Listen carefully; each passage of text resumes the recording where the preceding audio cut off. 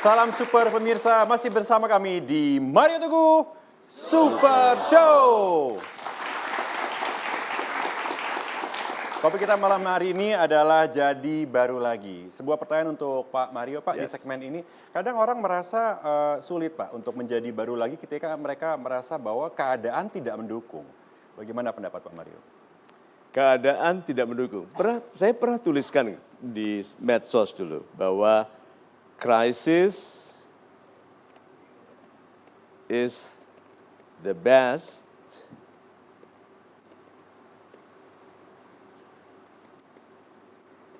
krisis itu adalah alasan terbaik untuk berubah.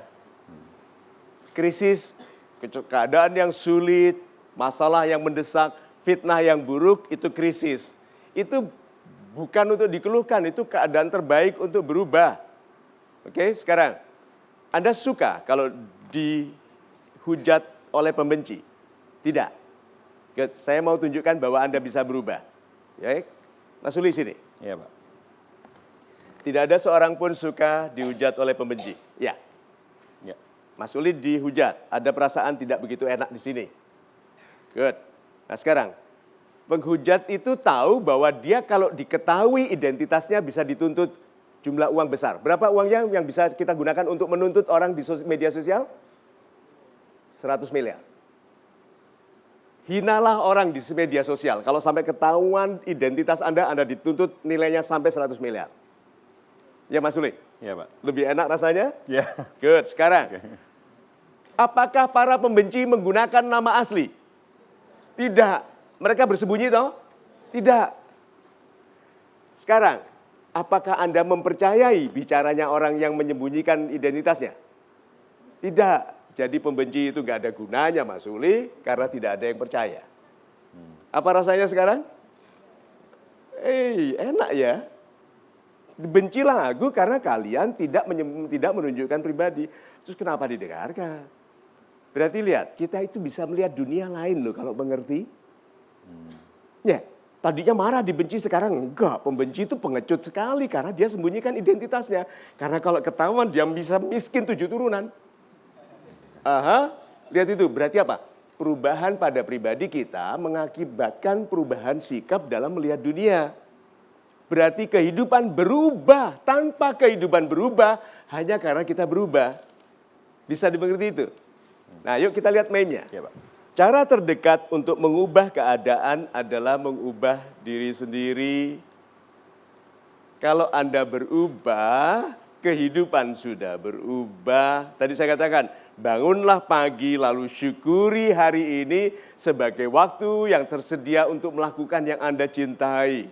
My God. Nah sekarang, yang paling segera mengubah Anda adalah doa.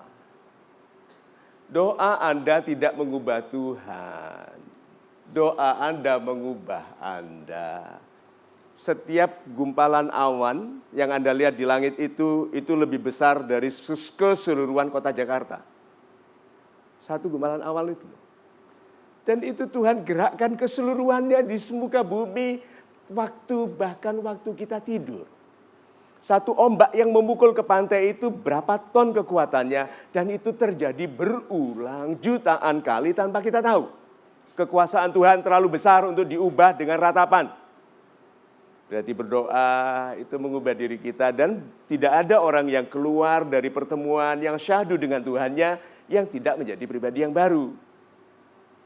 Lalu setelah Anda keluar dari doa dan melihat istri, melihat anak, melihat orang tua, lihat bagaimana Anda menjadi pribadi yang baru dan dengannya dunia jadi lebih baru. Gitu. Super sekali Pak Mario, terima kasih Pak. Baik, Super Audience, kini kami akan berikan kesempatan kepada teman-teman yang sudah hadir di studio pada malam hari ini. Silakan yang ingin bertanya boleh angkat tangannya agak tinggi. Ya Mbak yang berjilbab abu-abu boleh berdiri, silakan. Mohon disampaikan nama dan bisa bicara langsung ke Pak Mario. Silakan Mbak. Selamat malam Pak Mario. Selamat malam. Nama saya Leni, Ya, saya dari Politeknik Negeri Jakarta. Yang saya ingin tanyakan adalah, Pak, saya selalu khawatir tentang masa depan saya setiap waktu. Saya tidak pernah benar-benar yakin tentang apa saya lakukan. Bahkan saya tidak yakin tentang apa yang saya lakukan hari ini benar atau tidak, tentang keputusan yang saya ambil. Yang saya ingin tanyakan adalah bagaimana cara saya mengatasi kekhawatiran saya tentang masa depan saya ini, Pak. Terima kasih. Oke, super pertanyaannya, bagus.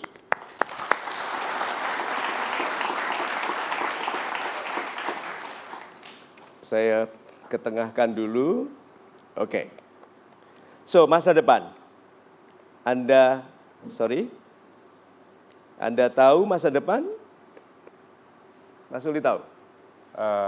Tidak, Pak. Kalau tahu beritahu saya ya. Oke. Masa depan tidak ada yang tahu. Anda semua berjalan menuju masa depan. Tuhan di mana? Apakah Tuhan ada di masa kini? Terus Tuhan tidak ada di masa depan? Come on. Tuhan sudah ada juga di masa depan. Itu loh yang banyak orang tidak sadari, Tuhan itu dikiranya hanya ada sekarang. Tuhan ada juga di masa depan. Tuhan ada sekarang. Sekarang pertanyaannya, Tuhan penyayang? Ya, nah kan berarti Anda sedang ditunggu dengan penuh kasih sayang di masa depan. Anda sedang ditunggu dengan penuh kasih sayang. Saya menunggu keponakan kecil jalan, titik. Saya penyayang. Akan saya perlakukan dengan baik tuh waktu datang. Itu loh maksudnya. Anda bertuhan kepada yang maha penyayang, ar-Rahman. Datang, masa sih diperlakukan tidak baik? 1. 2. Tahu definisinya galau? Kegalauan adalah kegamangan rasa karena tidak adanya kejelasan. Laki-laki menyatakan cinta tapi nggak jelas mau apa. Galau. Betul toh? Yang paling menggalaukan adalah laki-laki yang cepat menyatakan cinta, pergi lalu nggak ada kabar. Galau. Jadi anak muda memang sifatnya galau karena semuanya belum jelas. Nah setelah sudah dewasa, setelah matang seperti saya begini yang baru 30-an. Nah umur itu sesuai sikap, oke? Mungkin nah, jadi apakah saya yang sudah lebih mapan pribadinya ini apakah juga galau? Ya. Anak muda galaunya tentang dirinya sendiri, orang matang galaunya tentang orang lain. Apa yang bisa kulakukan untuk mereka? Itu galaunya orang dewasa. Anak muda baru galau antara mau kuliah atau nonton. Itu nggak penting-penting amat gitu. So, kalau begitu pastikan saja buat kesalahan yang besar tentang masa depan. Yaitu dengan menginginkan yang besar sekali. Bisa salah toh? Ya, tapi kan salahnya nanti. Itu loh maksudnya. Jadi anak muda jangan bercita-cita kecil.